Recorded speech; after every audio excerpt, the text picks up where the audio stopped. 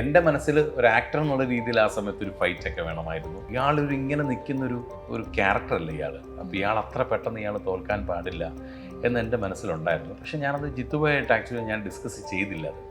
കാരണം അദ്ദേഹം ഒരു സംഭവം എഴുതി വെച്ചിരിക്കുകയാണല്ലോ, അപ്പോൾ അതിൻ്റെ പുറകിലൊരു കാരണം ഉണ്ടാവും. അപ്പോൾ ഞാൻ ഇത്രയും ട്രോളുകൾ വന്നതിന് ശേഷം ഞാൻ ജിത്തുബാനെ കണ്ടപ്പം ഞാൻ ചോദിച്ചു, ജിത്തുബായ് എന്താണത് എല്ലാവരും പറയുന്നത്, എന്താണ് അതിനുള്ള ഒരു? എന്നോട് പറഞ്ഞു, ഷാജോണായി, നമ്മളിപ്പം എത്ര വലിയൊരു ക്രിമിനലാണെന്നുണ്ടെങ്കിലും ഒരു സ്ഥലത്ത് നിന്ന് അയാളുടെ ജീവനൊരു ഭീഷണി ഉണ്ടെന്ന് അറിഞ്ഞു കഴിഞ്ഞാൽ അയാൾ കാലെ പിടിച്ച് ചിലപ്പോൾ കെട്ടിപ്പിടിച്ച് കരയും, എന്നെ ഒന്നും ചെയ്യരുതെന്ന് പറഞ്ഞിട്ട്.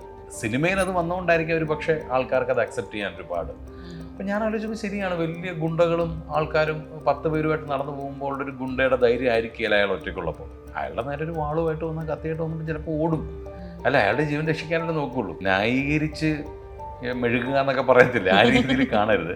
അപ്പം ഞാൻ ആലോചിച്ചപ്പോൾ ശരിയാണ്, അതൊരു ആസ് എ റൈറ്റർ പുള്ളി ആ ക്യാരക്ടറിനെ അങ്ങനെ ആയിരിക്കാം അദ്ദേഹം ഡെവലപ്പ് ചെയ്ത് കൊണ്ടുവന്നിട്ടുള്ളത്. ആക്ച്വലി ഇദ്ദേഹത്തിൻ്റെ ഓപ്പോസിറ്റ് നിൽക്കാൻ അവിടെ ആരും ഉണ്ടായിട്ടില്ല. ജോർജ് കുട്ടിയും അത്തരക്കാരനാണെന്ന് കരുതിയിട്ടാവാം ഇദ്ദേഹം ജോർജ് കുട്ടീനെ ഉപദ്രവിച്ചുകൊണ്ടേയിരിക്കുന്നത്. ജോർജ് കുട്ടി ഒരു സിറ്റുവേഷനിൽ ഒരു കത്തിയായിട്ട് ഇയാളുടെ മുന്നിൽ വരുമ്പോൾ ഇയാൾക്ക് ജീവന് കൊതി ഉണ്ടാവില്ലേ, അപ്പോൾ പറഞ്ഞതായിരിക്കാം. അല്ലെങ്കിൽ ആ പറഞ്ഞതിന് ചിലപ്പം ഉള്ള മറുപടി അദ്ദേഹം 4ലോ 5ലോ ഒക്കെ കൊണ്ടുവന്നിരിക്കാം.